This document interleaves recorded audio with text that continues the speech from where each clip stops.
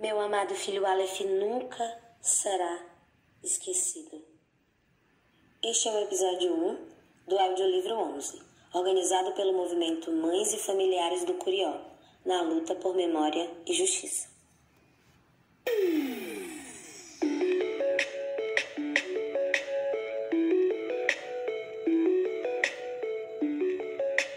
O sonho de Dona Edna era ter um filho homem.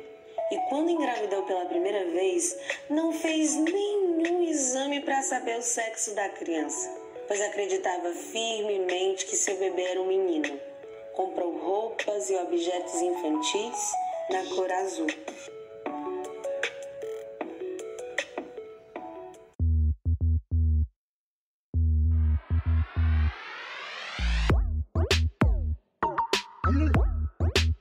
Olá, começa agora o 1049, o podcast do CAAF. Eu sou Lohane Rodrigues, me acompanha nesse episódio Desirê Azevedo. Seguindo aí o nosso tema sobre universidade, movimento social, a produção de conhecimento sobre violências. Hoje vamos conversar sobre a questão de violência de Estado nas periferias de Fortaleza e a produção de dados sobre o tema. Vocês ouviram no comecinho do episódio um trechinho do audiolivro 11, Movimento de Mães e Familiares do Curió, com amor na luta por memória e justiça. E para falar sobre ele e outros temas, nós temos dois convidados. A primeira delas é a Edna Carla, que é mãe do Aleph Souza, vítima da chacina do Curió e cofundadora das Mães da Periferia das Vítimas da Violência Policial no Ceará. Oi, Edna, tudo bem? Seja muito bem-vinda. Boa tarde, pessoal. Estamos aqui, né?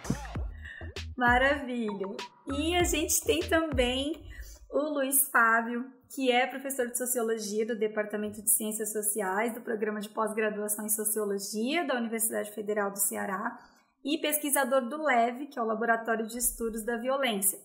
As suas atividades de pesquisa se fundamentam em uma perspectiva de estudos compreensivos sobre os efeitos sociais do crime e da violência nas periferias urbanas do Ceará e na tríplice fronteira entre o Brasil, Peru e Colômbia. Atualmente, ele colabora no Observatório da Violência de Gênero do Amazonas, do grupo de pesquisa Ilhargá, se eu não me engano, Cidades, Políticas e Saberes na Amazônia, do Laboratório de Investigação e Migração, Nação e Fronteira e também no Fórum Popular de Segurança Pública do Estado do Ceará. Luiz Fábio, muito obrigada pelo aceite, a gente está muito feliz, seja muito bem-vindo ao 1049. É um prazer estar aqui com vocês, uma alegria e uma honra estar dividindo esse momento, né, do podcast com a dona Edna. Então, é uma alegria, Desirê e Lohane, estar aqui com vocês hoje. Maravilha, então vamos começar esse papo aqui. Eu vou deixar já com a Desirê para fazer as primeiras perguntas e aí a gente vai conversando. Bom, gente, começar com uma pergunta, assim, na verdade, iniciar com uma rodada um pouco de apresentações, né? Então eu vou começar com o Luiz Fábio, para a gente contextualizar, enfim, né, nossa conversa para os ouvintes mesmo.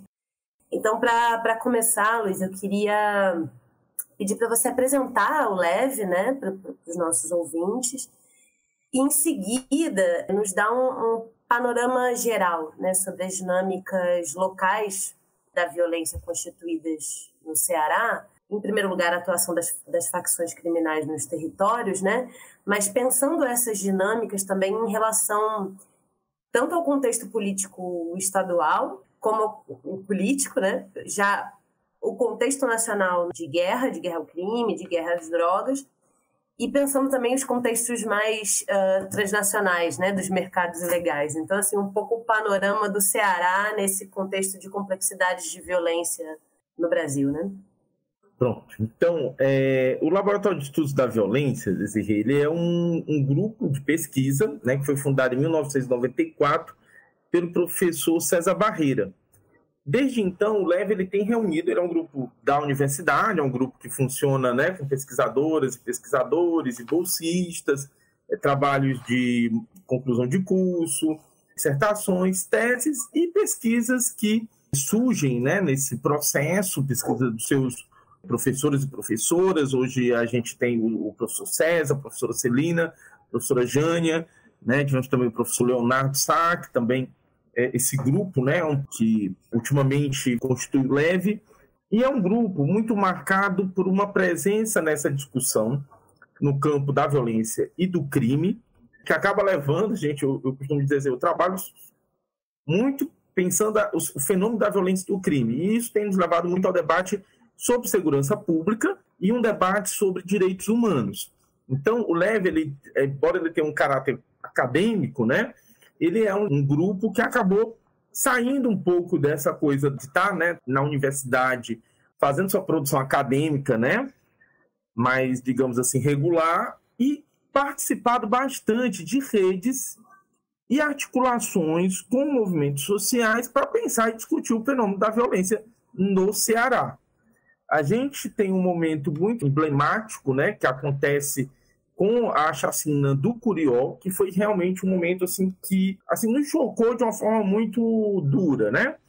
Porque a chacina ela foi um processo de extrema violência, construído, né, na acusação a uma denúncia, né, contra policiais que estariam envolvidos nessa ação.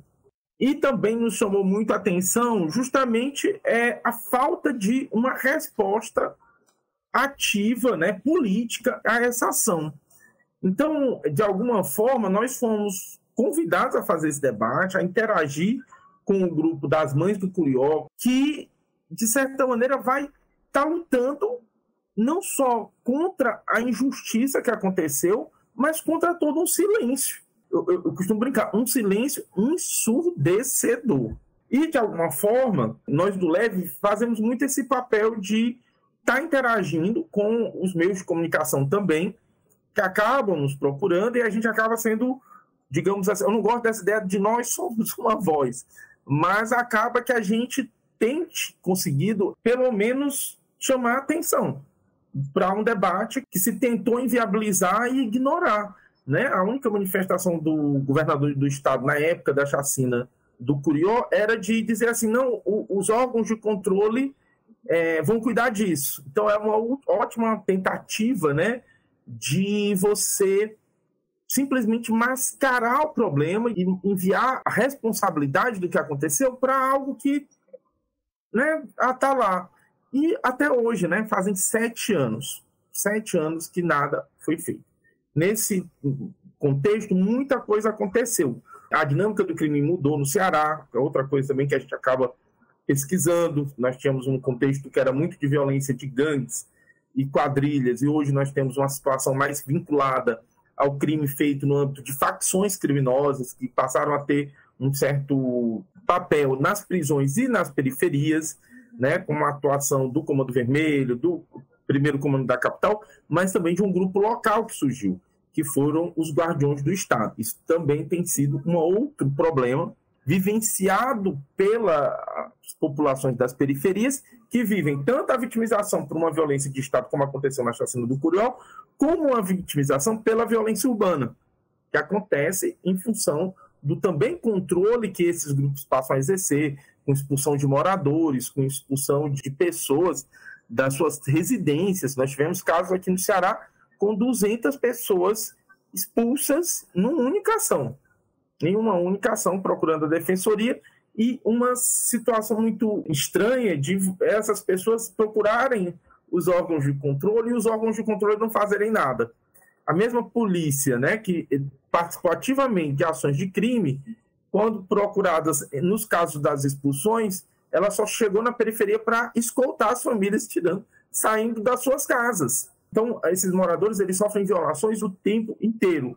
E o LEVE acabou se tornando um grupo onde nós fomos chamados a interagir, a participar, a somar nas lutas, que não são nossas, são dessas pessoas, são da Dona Edna, das Mães do Curió, são das pessoas da periferia que fazem essa luta, e que nós somos convidados a somar para pensar um pouco o que é que está acontecendo, né? Por meio tanto das nossas pesquisas e dos nossos trabalhos, mas também como uma voz que, de certa maneira, se soma a processos de luta pela promoção dos direitos humanos e de denúncia contra violações de direitos, né? Isso que você comenta sobre a expulsão de famílias, né? Acho que a gente, no Ceará, tem uma situação, não sei se é isso, né? Lhe pergunto. que tem a ver com disputas territoriais, né? Então, talvez mais semelhante ao contexto do Rio de Janeiro, por exemplo, do que do contexto de São Paulo, né? Onde você tem um domínio por apenas uma facção, e essa violência urbana ela se dá em outros termos, mas de todas as maneiras, tanto aí quanto aqui, você tem a questão dessas dobras, né, entre o legal e ilegal, onde estão atuando não só esses grupos, como a própria polícia. E aí o caso da chacina do Curió, vocês me corrijam se eu estiver enganada, mas eu acho que chama atenção também para a atuação de grupos de extermínio, né, porque eu acho que são policiais em serviço e também fora de serviço. E aí eu ia te perguntar, pedir para você falar um pouco sobre essas dinâmicas dessa atuação entre o legal e ilegal na atuação da polícia no Ceará, considerando dois temas que estão pouco em voga, acho que até pela própria predominância do Rio de Janeiro, muitas vezes, né, no cenário dos debates, né, sobre segurança pública no Brasil, mas dois temas que estão sendo muito discutidos atualmente justamente a questão da milicialização do Estado, por um lado, mas, por outro, também do desencapuzamento das polícias, digamos assim, com operações policiais oficiais gerando muitas mortes, né, no Rio de Janeiro, por exemplo, atualmente. Em São Paulo, o contexto, apesar do PCC, nós também temos o problema das operações policiais que são tanto quanto negligenciadas. Queria que você falasse um pouco sobre isso pra gente. A gente aqui no Ceará teve duas situações. Uma violência que era muito vinculada a esses grupos, que eram gangues e quadrilhas, e era uma coisa muito ligada ao bairro. Então você chegava lá no bairro da Dona Edna, no Curió, você tinha lá uma comunidade que é inimiga da outra, né? O pessoal do Curió, São Miguel, comunidades que rivalizavam e faziam crime entre elas. Dentro dessa dinâmica criminal, tinham também pessoas que faziam assaltos. A gente teve várias situações aqui no Ceará em que esses grupos de extermínio, que eram organizados, e havia participação de empresários e policiais, eles estavam muito vinculados a um certo morticínio dessas figuras que, de certa forma, faziam o crime tanto contra o patrimônio como algumas coisas relacionadas a dívidas e esquemas de corrupção que, de certa forma, interferiam em interesses de pessoas vinculadas às polícias ou a empresários. Então, nós tivemos aí vários denúncias, processos intermináveis que nunca terminaram, porque é outra característica nossa, né? Processos com longos anos que prescrevem, por mais de 20 anos. Então, era uma configuração de crime muito fragmentada, Desirê, muito fragmentada. Já havia um controle, né, das áreas do Rio de Janeiro com as facções e milícias. Em São Paulo também o PCC com essa grande hegemonia, mas no Ceará nós não tínhamos uma facção, não tinha esse cenário de uma homogeneização por um grupo que lidera, né, que controla. Então nós tínhamos esses diversos atores fragmentados, né, por um lado gangues e quadrilhas, assaltantes eventuais e esses grupos de extermínio, de certa maneira, fazendo um gerenciamento vinculados a determinadas situações de interesse, mas sem controle territorial. O controle territorial era muito vinculado à gangue ou a uma quadrilha que controla ali aquele território. Nós só passamos a ouvir falar, facção foi um termo que só se tornou comum no Ceará a partir de 2016. Aí sim, nós tivemos o surgimento da primeira facção do Ceará, que foram os Guardiões do Estado. Os Guardiões do Estado, eles conseguem, assim, muito rapidamente transformar a dinâmica criminal de todo o estado do Ceará. Porque tudo que era quadrilha, tudo que era gangue, foi precisando estar dentro do escopo da facção. Então, eu até escrevi um texto sobre isso que se chama Aqui Não Tem Gangue, Tem Facção, que era um termo utilizado para dizer que acabou, o tempo das gangues acabou, agora nós temos facções.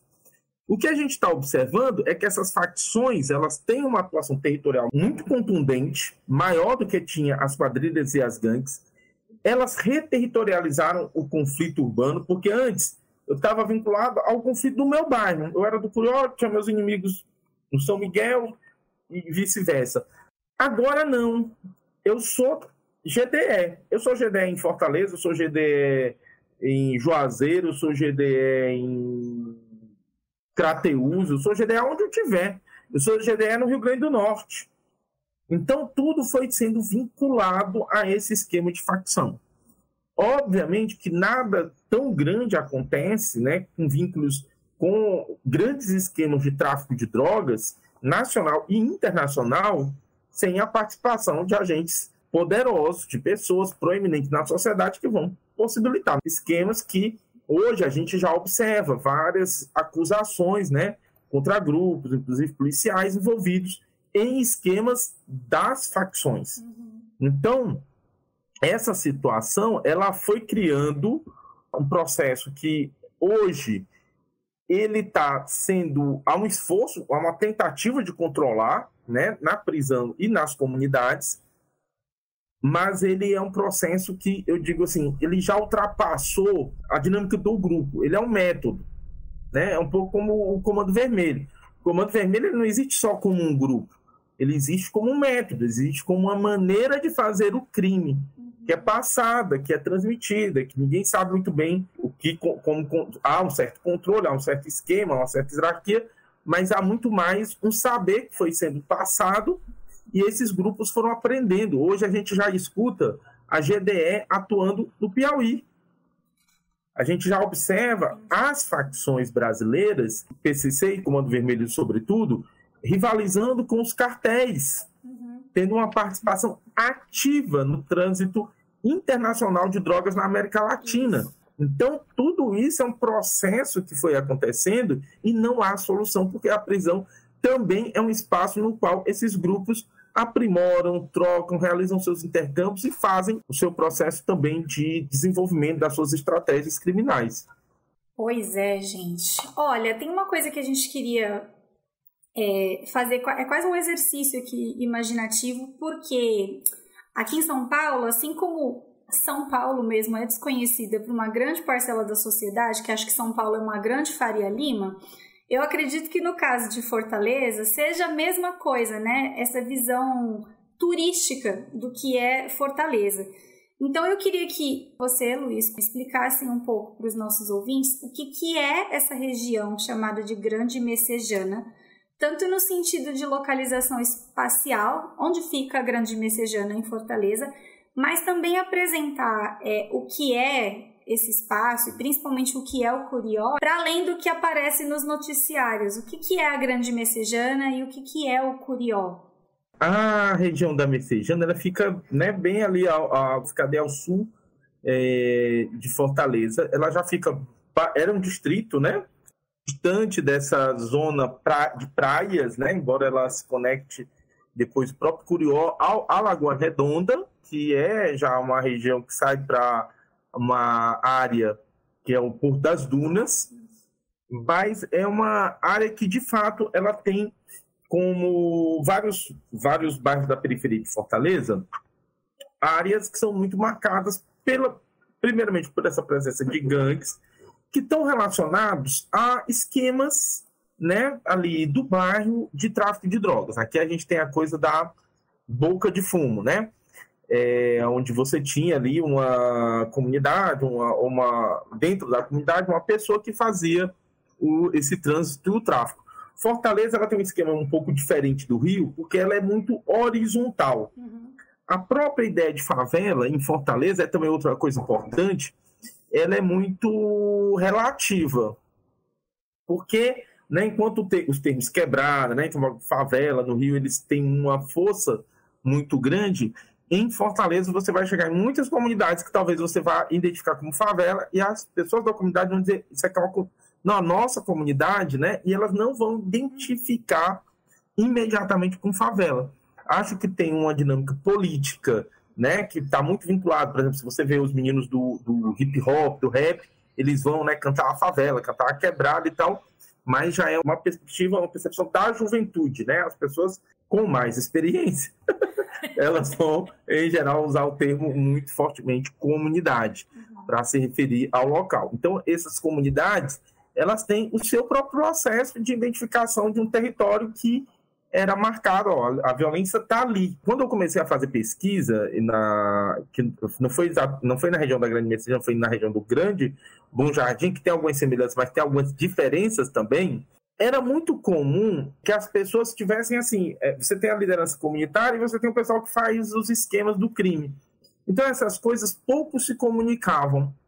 Hoje, com as facções, a gente já vê que há uma interferência de pessoas vinculadas ao crime na própria dinâmica do movimento social.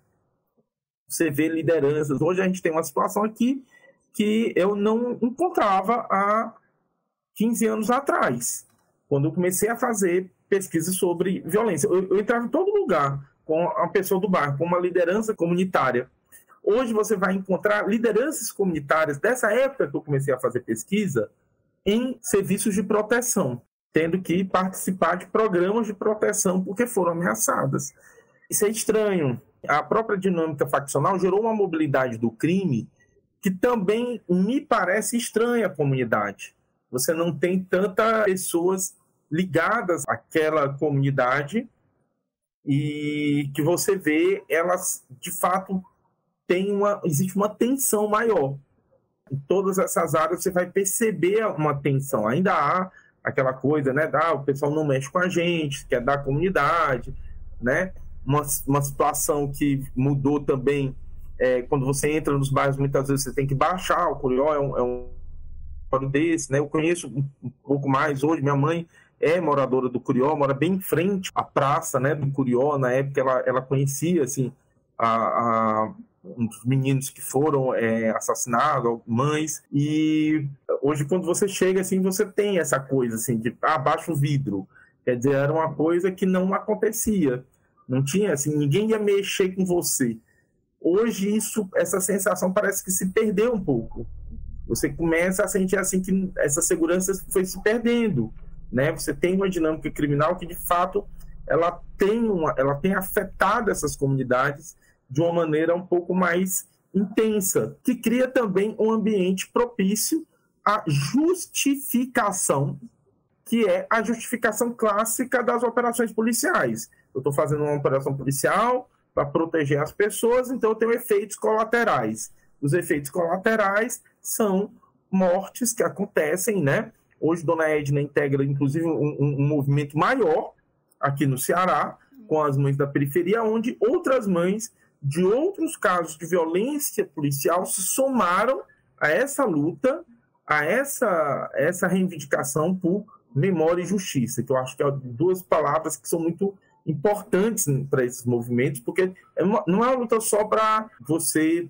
ser julgado, é uma luta para que exista uma memória. Então, hoje, a gente se pergunta assim, tem lá, você vai chegar na Messejana, vai encontrar a estátua de Iracema, né, do José de Alencar. Mas você não vai encontrar nenhum ícone da cidade que rememore essa tragédia. A chacina do Curió é algo muito emblemático, é algo muito doloroso, é algo muito perigoso para a sociedade brasileira. Porque você imagine pessoas se tornarem vítimas de uma articulação que utilizou o patrimônio público, que utilizou, na acusação do Ministério Público, se diz que foi feita transmissão, comunicação entre policiais das viaturas, usando a comunicação. Então, quer dizer, você tem pessoas que são pagas para te proteger, que vão lá e vitimizam, e depois o governo não se sente sequer pressionado para responder, para dar uma satisfação. Assim, ninguém caiu, ninguém foi demitido, nada, assim, nenhum ato simbólico. Hoje você não tem um ícone, nada que rememore essa dor, que é uma reivindicação também, né? Imagino, Dona Edna, hoje do movimento de mães, né? Eu vou aproveitar esse seu gancho, Luiz, que falou aqui dos movimentos, para perguntar para você, Edna, explicar aqui o que foi, o que é, na verdade, o movimento de mães e familiares do Curió e este movimento maior, né, que é o Mães da Periferia das Vítimas da Violência Policial no Ceará. Então, conta um pouco pra gente quando é que eles surgiram e qual que é a importância desses movimentos dentro do contexto de lutas no estado do Ceará. Pronto, né? Começou tudo com a morte de 11 pessoas, né?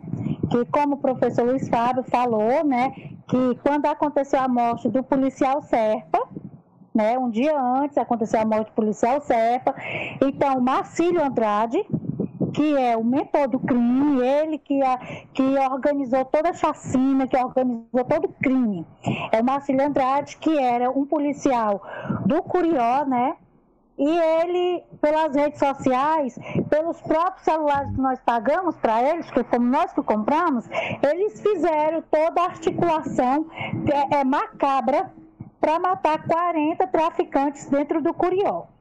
Embora a gente saiba que isso não é para acontecer, mas todo mundo sabe que policial sabe onde é que estão as bocadas. Todo policial sabe onde é que estão as bocadas. Policial que anda da periferia, ele conhece as bocadas. Eles não, se eles queriam matar de fato os traficantes, eles tinham que ir para a bocada, onde eles iam encontrar os traficantes. Mas não era para matar nem traficante, porque traficante não é para ser morto também não. É para ser regenerado, não morto.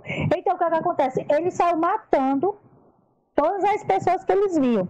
Quando eles viram que os meninos, eles puxaram lá, viram que os meninos não eram envolvidos, como eles dizem, então eles passaram a matar nas adjacências, para que fosse considerado crime de gangue.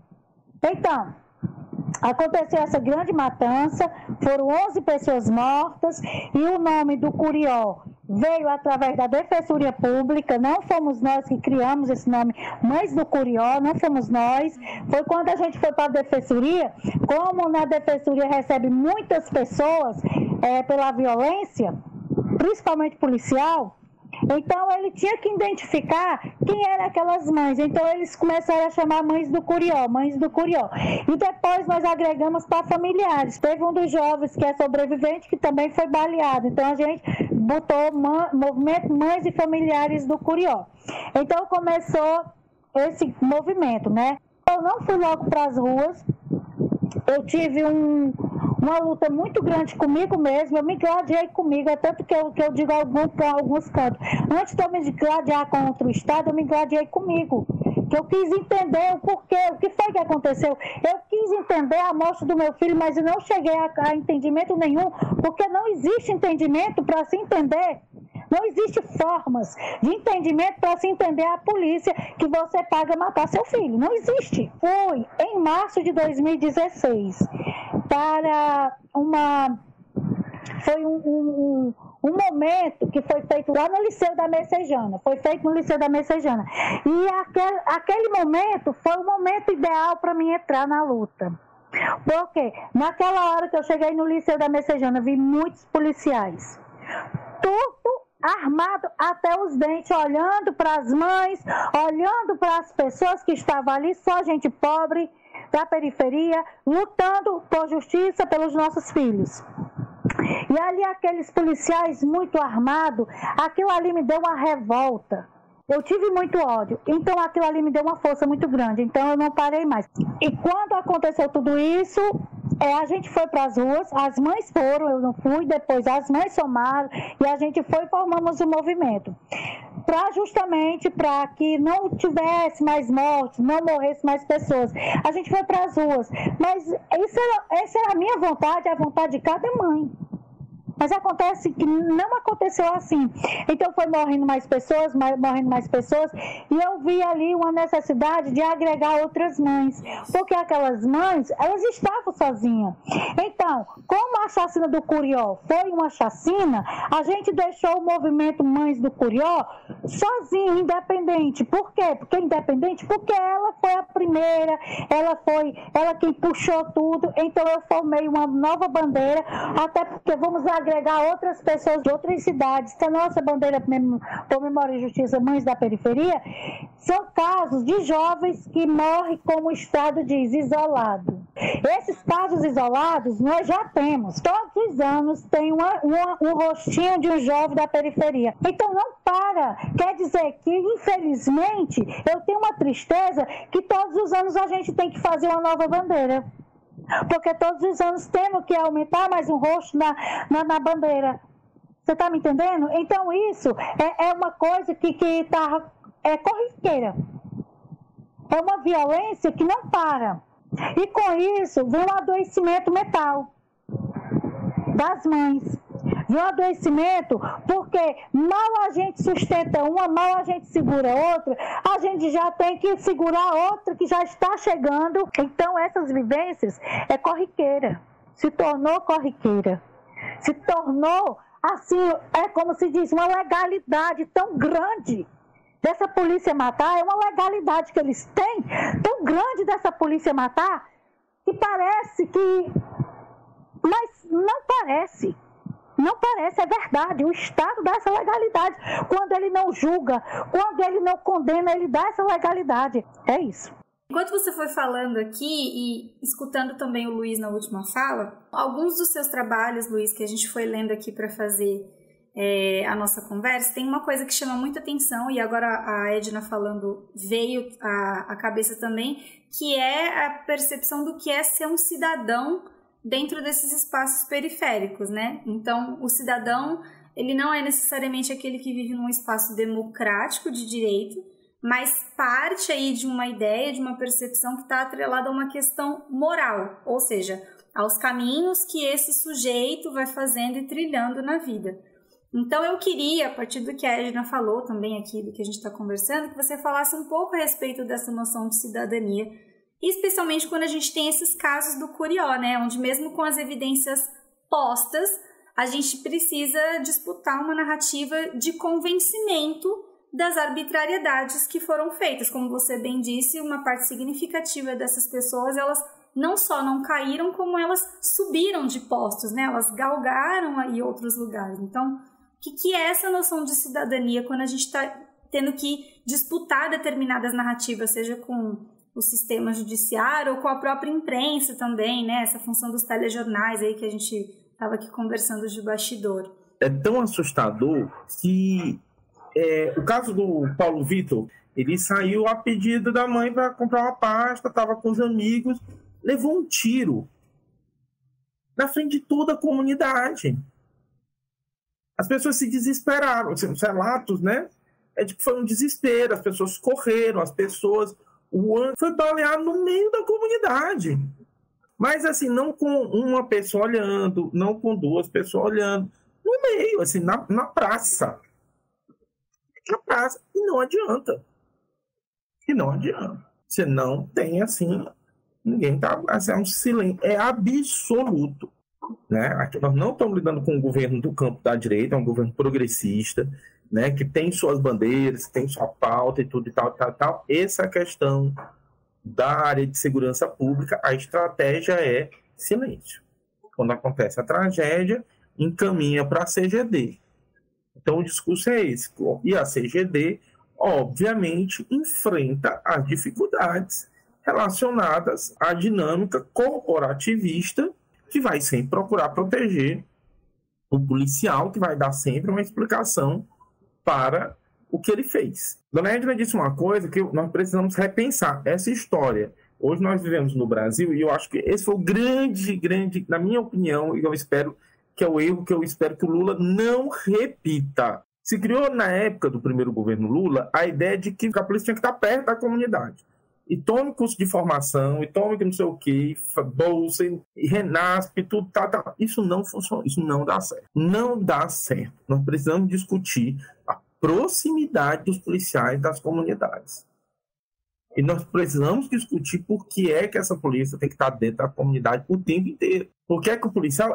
Aí o tempo todo, quando acontece uma tragédia, a gente vai... Claro, a gente quer a responsabilização do policial, né? Que deu um tiro na cabeça de um jovem. Baleou um jovem que estava com a mão na cabeça, estava entregue na frente da comunidade. Claro que a gente quer a responsabilização, mas o que a gente precisa discutir é quem está autorizando e estruturando o trabalho policial para ser assim, para ser desse jeito, essa polícia de contato. Por que tem que estar na periferia? É para proteger a periferia? Não está protegendo, não está funcionando, não está dando certo.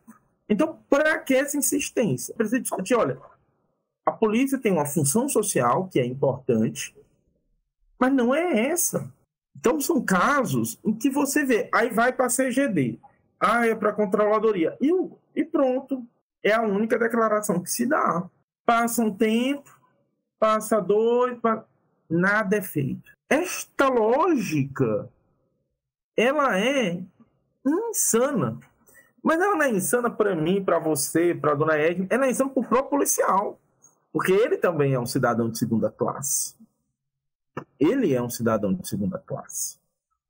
né? Ele também é colocado numa situação de combate e enfrentamento e ele parte já para a operação esperando assim, um efeito colateral, né? Não, vai ter um efeito colateral, mas a corporação vai segurar a onda desse efeito colateral. E se tornou fácil. O que era para ser uma vantagem, a gente ter uma Controladoria Geral de Disciplina, se tornou uma desculpa. Não, é a controladoria. O governo tira a responsabilidade, é a controladoria que vai fazer.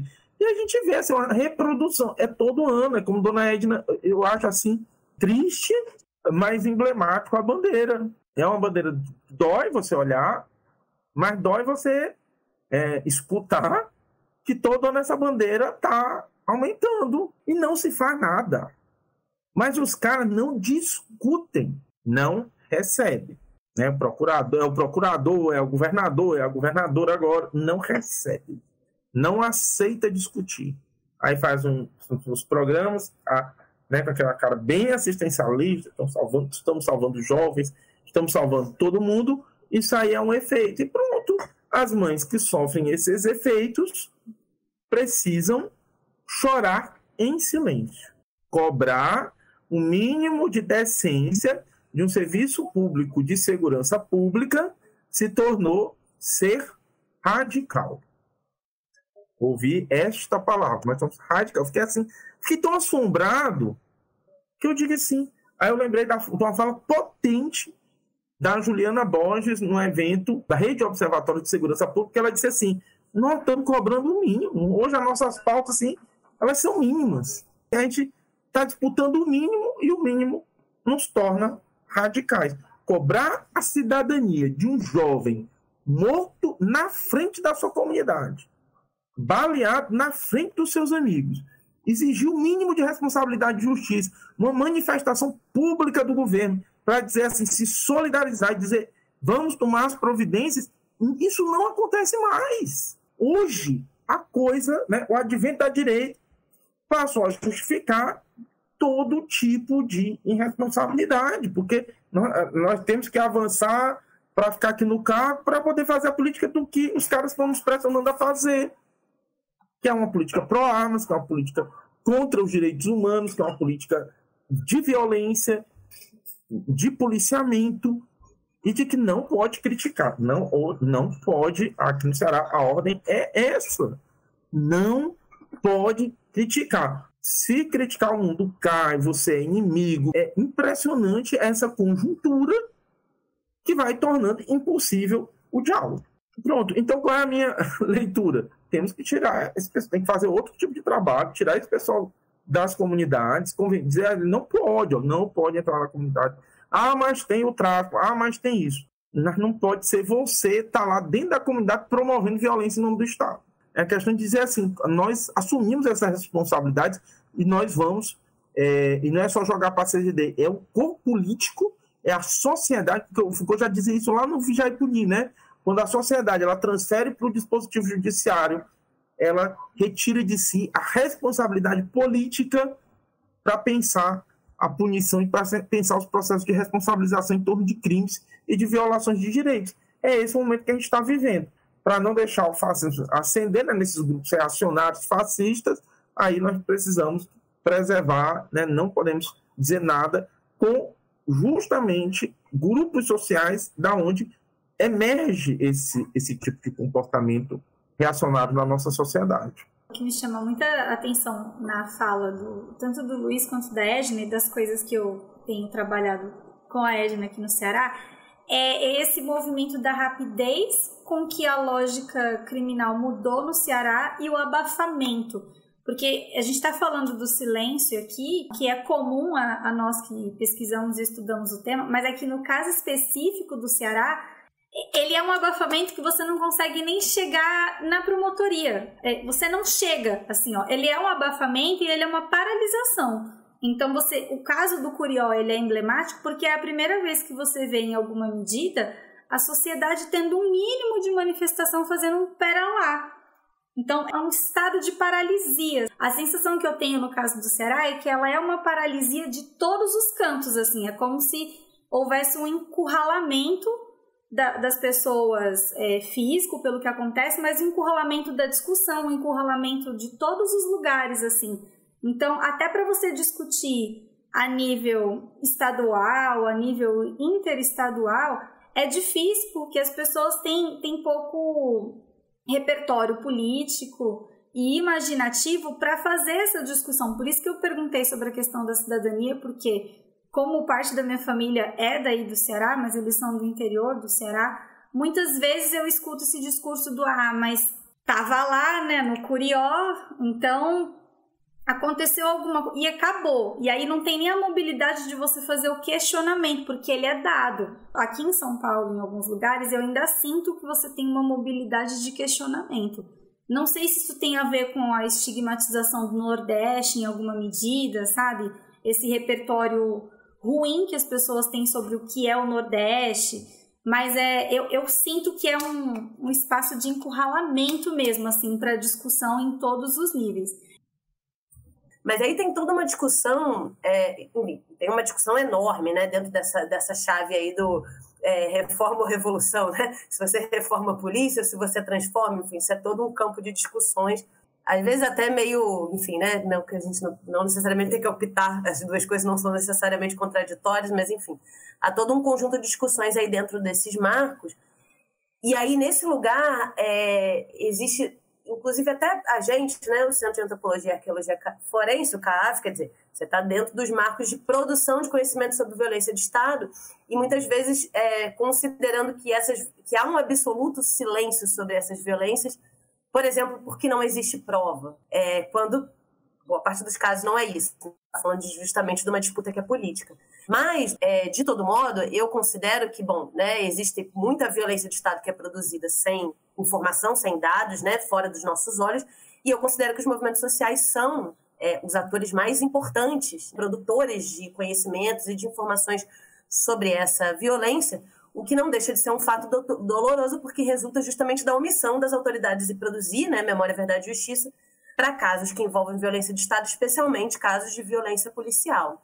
Então, eu queria que você falasse um pouco para a gente do livro 11, né, que foi construído pelo movimento e que é parte desse processo de produzir verdade sobre um caso, mas me parece que é uma verdade bem específica, né? Quer dizer, uma verdade que esteja atrelada às possibilidades de uma vivência digna do luto por parte das famílias, com respeito à memória das vítimas, né? E considerando que vocês também ainda lutam para que os policiais cheguem a ser julgados lá pelo Tribunal do Júri, que é composto pela sociedade. Então, enfim, essa disputa de narrativas, essa disputa política é bastante importante ainda nesse caso para vocês. Então, eu queria que você contasse um pouco sobre como surgiu a ideia de fazer o livro e qual é a importância, né, desse livro quando a gente fala na construção da memória desses jovens. É porque, assim, né, quando aconteceu a chacina, disseram que os meninos eram culpados. Todo mundo é culpado, todo mundo matou o policial, é porque matou o policial. A gente lutou junto com a Defensoria Pública, os meninos foram inocentados, que o menino não tinha matado o policial de fato. Só que acontece que para mim era muito pouco. Já que eu sabia que não ia ter reconhecimento do Estado, para mim era muito pouco. Eu não queria que o meu filho fosse só apenas conhecido como jovem que morreu na chacina do Curió, que foi acusado de ter matado o policial e depois foi absolvido, depois de morto mesmo, que não matou o policial. Então, para mim, aquilo ali era muito vago, ali era muito pouco. Queria que o pessoal conhecesse a história do Aleph. Eu disse, meu Deus, como é que eu vou fazer o povo conhecer a história do meu filho? Então, eu pensei no livro, porque o livro é eterno. O livro é eterno. E é eternizar as histórias dele. Eu disse, eles vão para a prateleira. Eles vão ficar na prateleira. Um dia, alguém vai pegar aquele livro. Alguém vai olhar a história do meu filho e vai dizer, esse é o menino que morreu da chacina do Curió. Então, cada dia que eu bati numa porta para escrever um livro que dizia, não dá, porque tem muito movimento, não pode. Eu entendo, sabe? Mas eu não perdi a fé. Mas eu também não podia fazer um livro só do Aleph, porque não foi só o Aleph que morreu, foram 11 pessoas. Então, mas eu não cheguei a dizer para as mães, porque eu não tinha certeza que a gente escrevesse livro, a gente não tinha certeza. Então eu fiquei corri atrás, aí eu cheguei até a Neila. A Neila Priscila trabalha na parte social, no serviço social, quer dizer, no serviço social do SEDECA.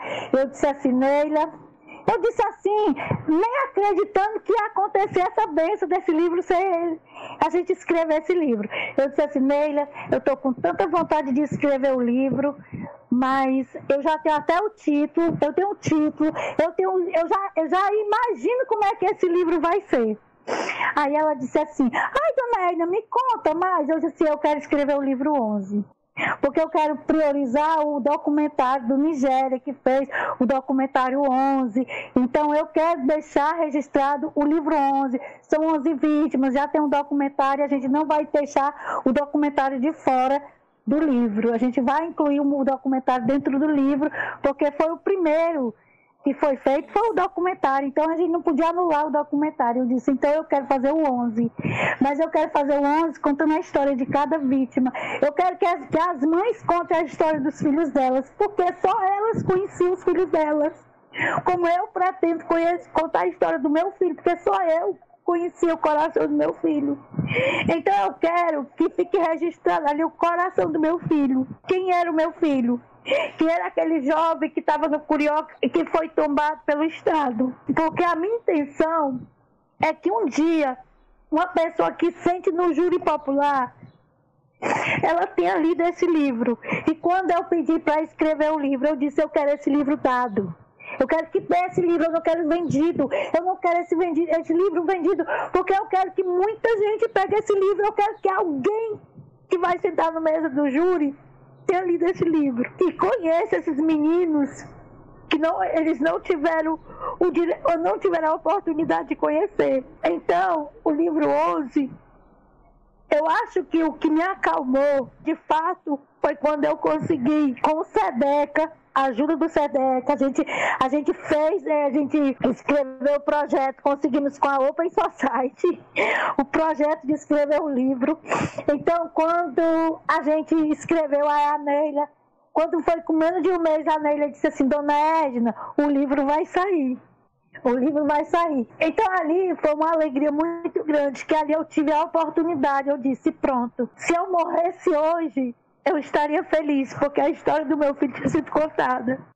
Então ali foi assim, foi um momento meu que eu disse, meu filho, eu te prometo que a tua história vai ser contada. Você não vai ficar conhecido como apenas um jovem que morreu na Messejana, na chacina do Curió. Não, você vai ser conhecido quem você era. Então, a história do livro 11 foi por isso. E pronto, aí quando a Neila disse, dona Edna, o livro vai sair, eu cheguei para as mães e disse, olha, faz tempo que eu estou batalhando para a construção do livro 11, então eu vou dizer para vocês que esse livro vai sair, vocês vão contar a história dos filhos de vocês. Foi quando eu cheguei para elas e contei para elas, certo? E aí as meninas se reuniram, chamaram as professoras para escrever. Então o livro 11 surgiu por causa disso, porque eu queria que o meu filho tivesse a história que foi roubada dele, ter sido contada. E é isso. É um livro muito, muito lindo, né? Muito bonito, porque assim, a potência de falar da vida, né? Então a gente leu, eu conheci um pouco do seu filho através da sua visão, lendo o livro, e assim, nesse contexto que é de esvaziamento mesmo do valor das vidas, né? Falar sobre a vida, falar sobre o amor é muito importante, assim. Então a gente vai deixar os links, né, para o livro e também para a versão de podcast que tem dele, né? Para que os ouvintes possam acessar e a gente ajude também a repercutir esse material. Aí, seguindo nesse tema, né, da questão da produção de conhecimento, Luiz, eu queria que você falasse sobre uma iniciativa que tem no Ceará, que é o monitoramento dos casos de homicídio, que é feito pelo Comitê de Prevenção e Combate à Violência. Eu queria que você falasse um pouco, contasse para a gente um pouco sobre essa iniciativa em si, né? Quem são os promotores, de onde vêm os dados, quem analisa, né? Enfim, contar um pouco da iniciativa. E, em seguida, refletir sobre a relação do Estado mesmo, do Ceará, com a produção e divulgação de dados da segurança pública, e sobre a importância de a gente ter instrumentos como esse na divulgação de dados, considerando a necessidade de estabelecer algum tipo de controle sobre a atividade policial e a importância de a gente ter dados básicos para poder exercer esse controle. O Comitê pela Prevenção da Violência é uma iniciativa, né, que foi uma iniciativa da Comissão de Direitos Humanos da Assembleia Legislativa, né, que é presidida pelo deputado Renato Roseno, e que se consolidou, né, como uma iniciativa da Assembleia Legislativa para analisar dados criminais. Então, tanto tem dados, um monitoramento dos homicídios que acontecem no estado do Ceará, como o comitê tem feito pesquisas. Eu não tenho tantas informações, a gente coopera na medida em que eles nos chamam para alguma atividade e tudo, mas eles realmente são uma iniciativa da Assembleia que tem feito essa discussão e tem auxiliado o Poder Legislativo a fazer essa discussão. O grande problema qual é? A estratégia, todo esse processo de tentativa de tratar os problemas de segurança pública de uma maneira mais esvaziada, é uma estratégia política, né, que visa também as eleições e que tem, de certa maneira, repercutido no Ceará, no grupo que efetivamente está no poder, que consolidou, que consegue se reproduzir no poder. Então, há muito pouco espaço também para os grupos de oposição, os grupos do campo da esquerda que, de certa maneira, como o Renato, ele tem se consolidado, né, tem buscado fazer uma crítica, e o comitê ele tem trabalhado com esses dados, que são dados sensíveis. Então, há toda uma dificuldade para que isso repercuta onde deveria, né, na escala que deveria repercutir. Uma das coisas que tem sido muito importante é que agora há, de fato, uma situação na qual há uma configuração, a pressão aqui para que o bolsonarismo não avance, ela é muito grande. Então, há uma nova configuração do poder, eu espero que o comitê consiga avançar, inclusive na discussão e no debate agora, nessa próxima gestão, né? E que, claro, que com a influência também do governo federal, nós tenhamos uma mudança no patamar da discussão. Uma das dificuldades que eu sinto aqui no Ceará ainda é também uma coisa que a própria Anistia Internacional, ela trouxe para cá uma campanha que era o Ministério Público tem que ser público. Porque uma coisa também muito impressionante é o papel do Ministério Público nisso tudo, né? É a instância que deveria, obviamente, estar, né, ativamente atuando em casos de violência policial. E a gente vê que os caras assim, é difícil. Quer dizer, se é difícil para o Ministério Público, imagine para o comitê, imagine para né, o próprio Poder Legislativo ali, que é um poder político, né, que está vinculado às eleições, que vai estar fazendo um trabalho crítico, mas tem todos os limites. Realmente a gente depende muito desse trabalho mais ativo do Ministério Público, que não tem conseguido incorporar, não tem conseguido, assim, muitas vezes nem somar a essas lutas, a essas discussões, né? Para você ver, agora o procurador recebe, aí vai, vamos ter outra polícia. Mas com base em que essa fala acontece. Então, o monitoramento dos dados de segurança, ele é fundamental. Mas se o conhecimento não se constrói só com a evidência, né? Mas por todo o tratamento que a evidência recebe, a política pública também não vai acontecer só por evidências. Depende da vontade política de movimentar as estruturas. Então, o comitê e outras iniciativas têm conseguido mostrar as evidências, mostrar onde estão os problemas. O comitê, inclusive, eles têm um trabalho, eles criaram 12 recomendações. É um negócio, assim, excelente, porque um trabalho bem feito, o trabalho está ali, 12 recomendações. Se isso tem uma chancela, né, de governo do Estado abraça, vamos trabalhar e tal, você consegue uma mudança super importante. O problema é que isto não acontece. Então, isso não acontece não porque não nos falta evidência, mas falta a vontade política para tornar essas evidências uma ação efetiva contra a violência e contra a promoção. Então, a gente tem conseguido efetivamente ter dados, ter diagnósticos, bons trabalhos, né? Então, a gente tem um conjunto, um acervo enorme de conhecimento sobre o crime e sobre violência. Mas você chega lá, tem um negócio aqui no Ceará que é ótimo, assim, o cara vai nomear o secretário de segurança, parece que tem que ser alguém que não conhece a realidade do Estado, tem que ser alguém de fora, com muito sucesso fora, que chega aqui, você vai conversar com a pessoa não sabe nem como é a dinâmica, ela não sabe nem os pormenores, né? E você é tratado assim, do jeito assim, como se, sabe, esse cara tá fazendo favor, é assim, uma coisa absurda. Então, não nos falta evidência, falta vontade política de transformar, de realmente estudar, de ter um grupo qualificado, que vai fazer um trabalho com base nelas, vontade política para isso. Acho que a gente conseguiu avançar esses diagnósticos e os grupos da sociedade civil têm feito também, além do comitê, você tem iniciativas do Centro de Defesa da Vida Herbert de Souza, das próprias mães do Curió, das próprias mães das periferias, que produzem hoje conhecimentos, mas que isso, na hora, chega num determinado local e pronto, a pessoa nem te escuta, né? É para daqui a 10 anos, é isso e pronto. E a estratégia é, não vamos ter problemas, não vamos discutir, não vamos debater, não vamos dar visibilidade aos problemas, vamos discutir pautas que sejam positivas, vamos discutir pautas que tenham uma capacidade de nos dar votos, de produzir a reprodução desse projeto de poder nas eleições, e que acaba sendo importante, porque do outro lado é a miséria, o cara dizendo que vai dar tiro, que vai te matar, né? A gente está numa situação que é desesperadora,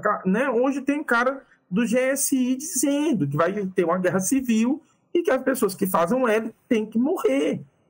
É um cara do Gabinete de Segurança Institucional, que está lá, que deveria estar trabalhando para fazer a segurança do próximo presidente. Ele está mobilizando as manifestações e dizendo que pessoas que fazem L têm que morrer. Então a gente está numa situação de que realmente não podemos fazer a crítica, porque é o que a gente tem, então a gente tem que se conformar.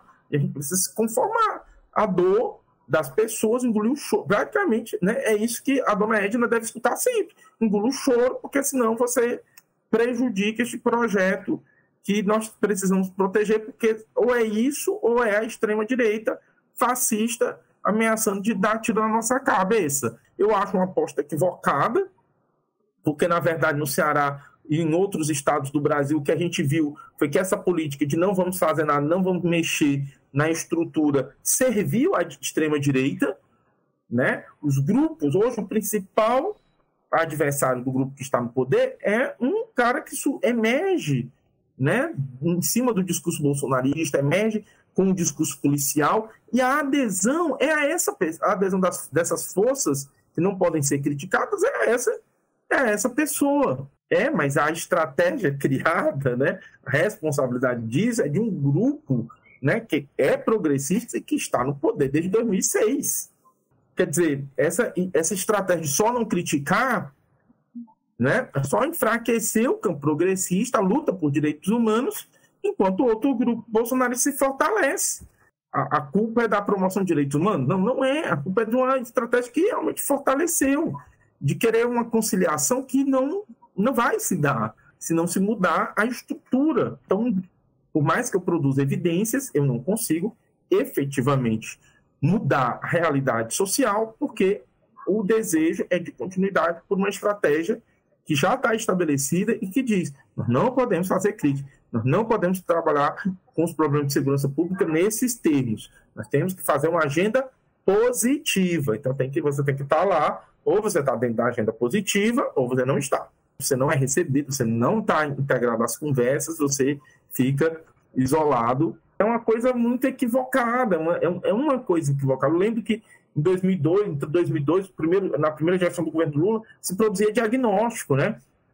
A Dilma deu um prêmio para o Júlio Jacopo, do Mapa da Violência. Ele até, ao receber o prêmio, ele diz: poxa, eu estou produzindo dados sobre segurança, que às vezes mostram problemas e eles estão me premiando por isso. Quer dizer, a gente perdeu um pouco isso, né? E ao perder isso, a gente vai produzindo evidências para políticas públicas que nunca são realizadas, porque não existe vontade política de usar essas evidências para tal. Luísa, estou de acordo aqui com a sua fala. Queria só fazer um apontamento elogioso aqui ao trabalho do monitoramento, porque eu acho que existe um esforço muito grande pedagógico de tradução da linguagem da segurança pública dentro do trabalho do monitoramento para pessoas que não necessariamente estão atuando, seja mães, movimentos, pesquisadores, né? Então, ele é uma plataforma muito fácil de ser lida. Sensacional. Tem um trabalho comunicacional que eu acho muito bacana, assim. Isso foi muito bom. E da articulação que o comitê faz. Ele acabou sendo um grande braço de articulação política dos movimentos sociais. Quer dizer, é praticamente uma iniciativa que hoje ela consegue articular, consegue reunir os movimentos sociais, consegue ser um espaço de escuta, E o que só para esclarecer, Lani, é que não é uma crítica ao trabalho do comitê, é a maneira como ele não consegue ultrapassar essa barreira, porque ele deveria ter um reconhecimento, deveria ser acolhido dentro da própria política, né? Um diálogo com o Poder Legislativo e o governo do Estado, e muitas vezes isso não acontece porque não há vontade, né, política de incorporar absolutamente nada, porque aparece como essa coisa. O que eu espero, sinceramente, que vá, até pela reconfiguração das forças que se uniram para a eleição do Elmano, né, do próximo governador eleito, isso possa mudar. E, de fato, a gente possa ter, né, mais a abertura para o diálogo e para políticas públicas que realmente tomem essas evidências com a vontade política necessária para transformar a sociedade. Gente, para encerrar a conversa aqui, que está muito interessante, queria fazer uma pergunta a respeito ainda da produção de dados, levando em consideração que tanto você, Luiz, como você, Edna, já vieram dizendo aqui ao longo da nossa conversa da quantidade de material produzido, né? Então, os movimentos, Edna, que você foi colocando, o que o Luiz foi colocando aqui, tem muito material produzido. Seja sobre o Curió, seja sobre a questão da violência de Estado no Ceará de maneira mais ampla. E aí o que eu estou percebendo aqui é que existe essa junção, esse movimento em conjunto de trabalhar com a universidade. Mas a gente continua aí num movimento muito grande de questionamento da ciência, né? E aí a gente precisa estar sempre atento para não entender a produção acadêmica como a única forma de conhecimento. Edna sabe, vem dessas conversas que a gente está tendo. Então eu queria que vocês falassem um pouco quais que são as possibilidades de diálogo entre as produções de conhecimento que vêm da academia, da universidade e dos movimentos sociais. Qual que é o ganho e a dificuldade nesse diálogo, né, da produção de conhecimentos em espaços diferentes? Eu acho muito importante essa união dos movimentos com as faculdades. Acho muito importante, sabe? A faculdade ajuda muito.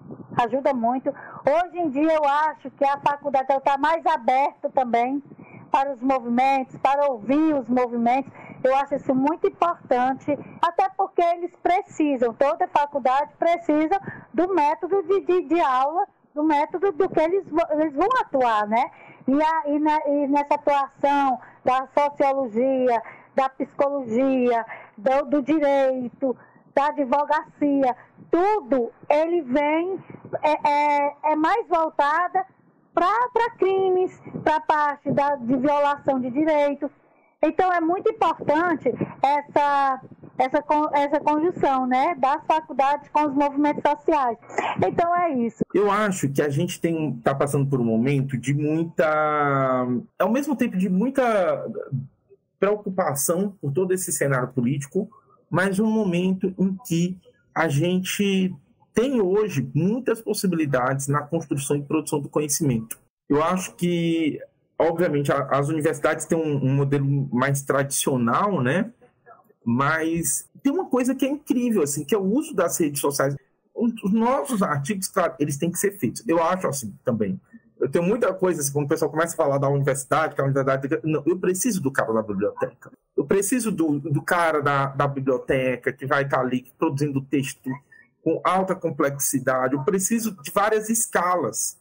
E eu acho que essas coisas têm que ir acontecendo, até porque a gente precisa ter um tipo de registro que é histórico também, né? Que vai ficar para as próximas gerações, tem que ser complexo, tem que ter todas as habilidades que a universidade necessita. Então, eu tenho que ter isso.